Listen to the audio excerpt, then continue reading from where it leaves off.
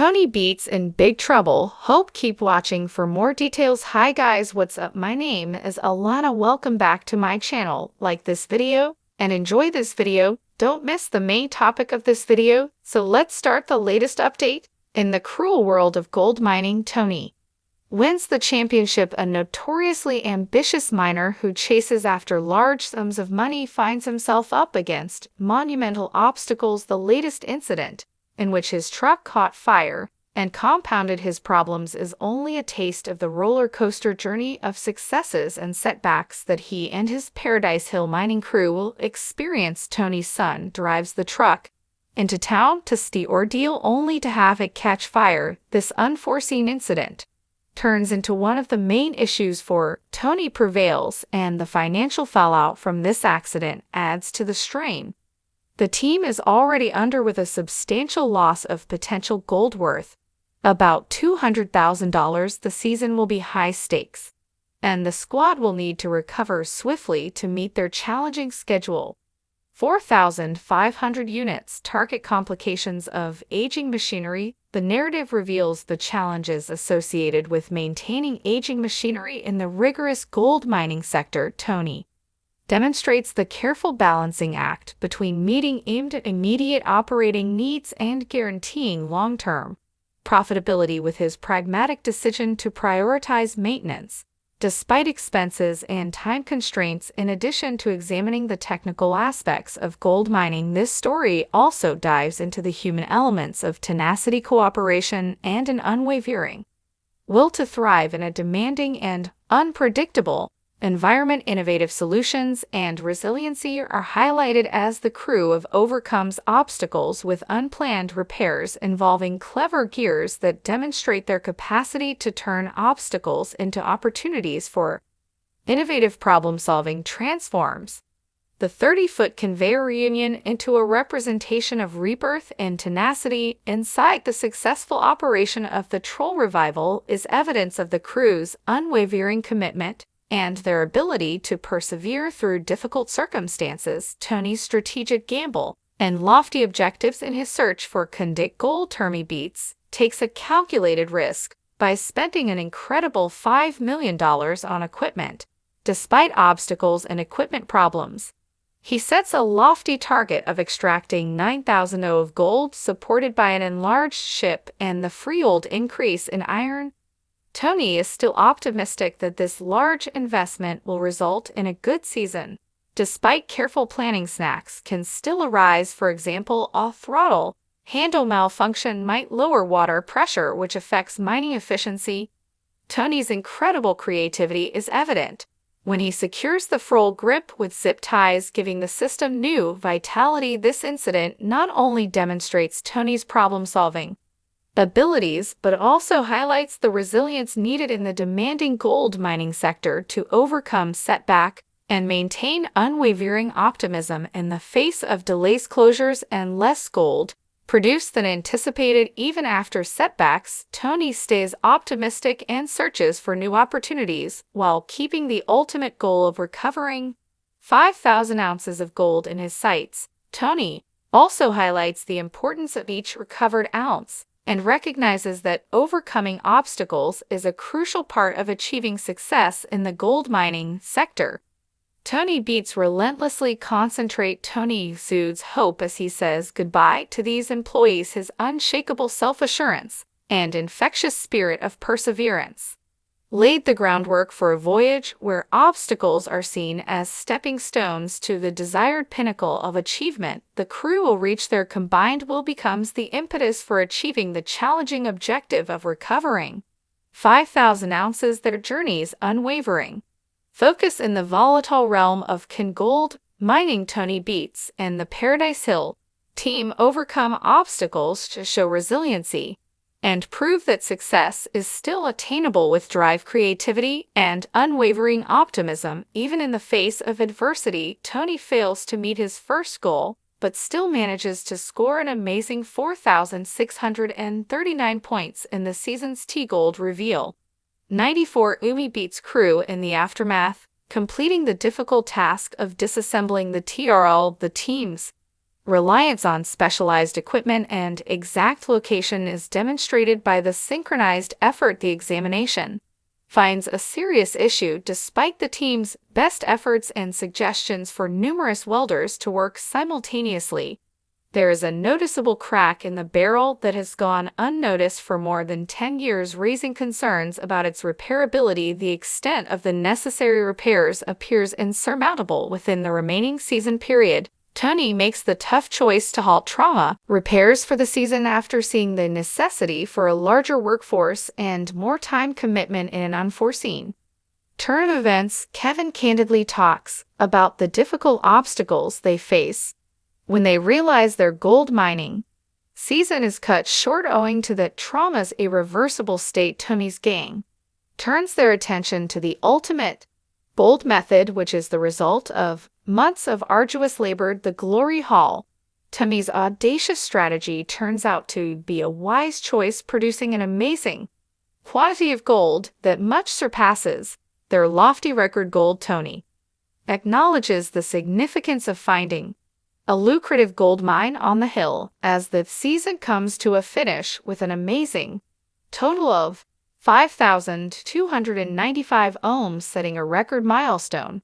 For the Beets, the team wins $9 million. This unanticipated triumph not only offers a money windfall, but also serves as a tactical advantage, potentially enabling critical repairs and future season preparations as the season comes to a successful conclusion.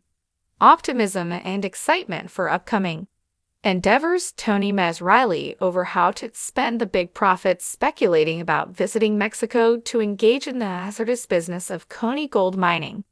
Tony Beets and his tenacious team encountered challenges that put their abilities and tenacity to the test when an irreparable TR abruptly ended their mining endeavors. A season full of highs and lows came to an unexpected end, yet the Beets persisted as the curtain closes on this epic story. Setbacks fork them to shift their attention to the last gold path, where the glory hold delivered an incredible 5,295 units, securing their first ever $9 million season. In a lighthearted conversation, the narrative develops with a sense of achievement, hope, and anticipation for upcoming events. Tony Plessy dangles the prospect of a trip to Mexico as he gossips about how to spend the substantial money as a buffer. The crew's financial success encourages amusing conversations about their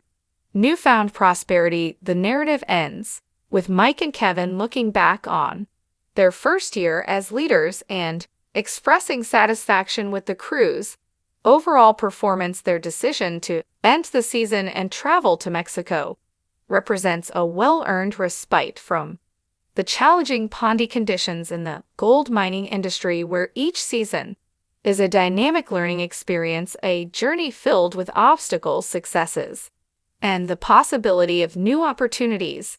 The Beets journey serves as an example of the tenacity needed to find condic.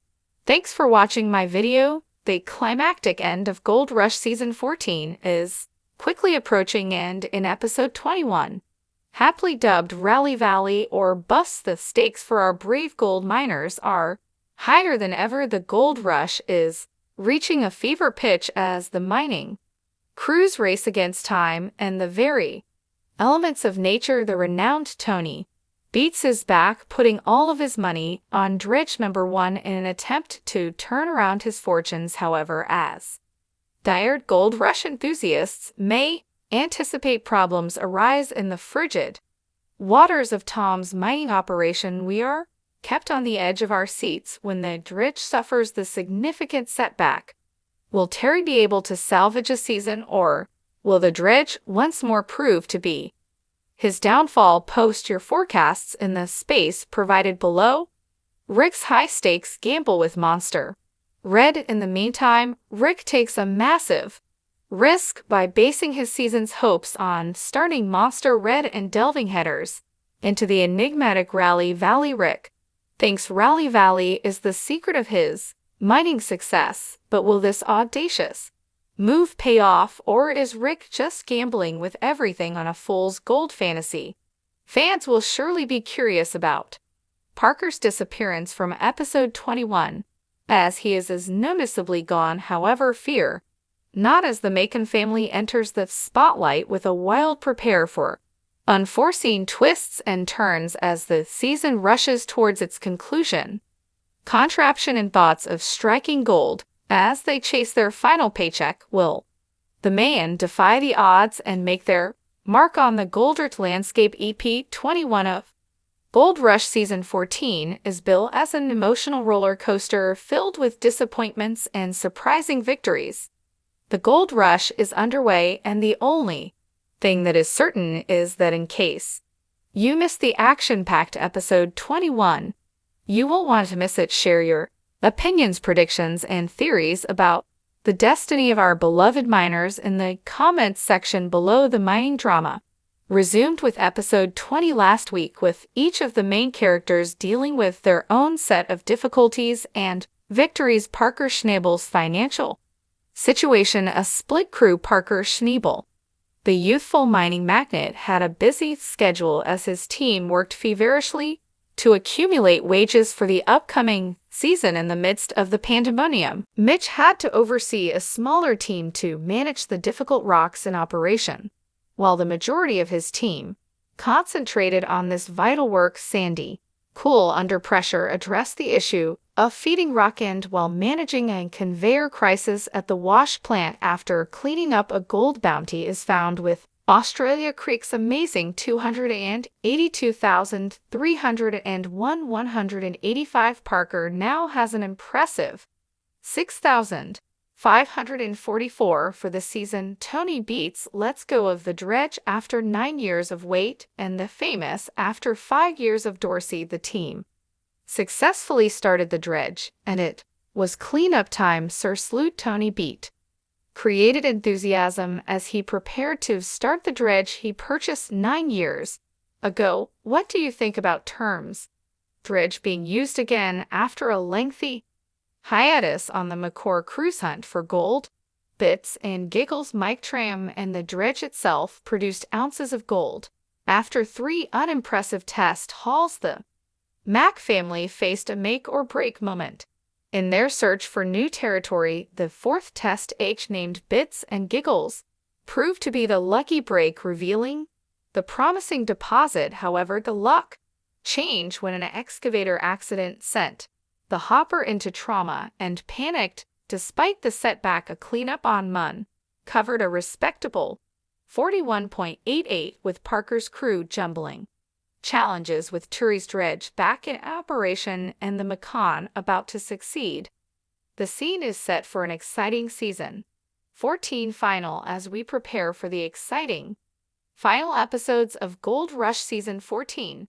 Share your predictions below. Will Parker achieve his lofty goal target? Will Tony's drill prove to be the game changer he dreams for? Thanks for watching my video. Miners in Gold Rush Season 14. Tony Beets and Parker Schnabel have advanced their gold mining activities by adding additional wash machines to boost team output. The talk of the mining town is Parker specially built Roxon St 500 and Tony's 600, both of which have special features and powers. This article compares the 2 new wash plants in order to shed light on their features, effectiveness, and compatibility with the miners' operations. Test 500 in Parker Schnabel Rock. The new wash plant, the Parker Schnabel Rocks and St 500, is a major addition to Parker's mining arsenal. It has a 5x10 inclined double-screen deck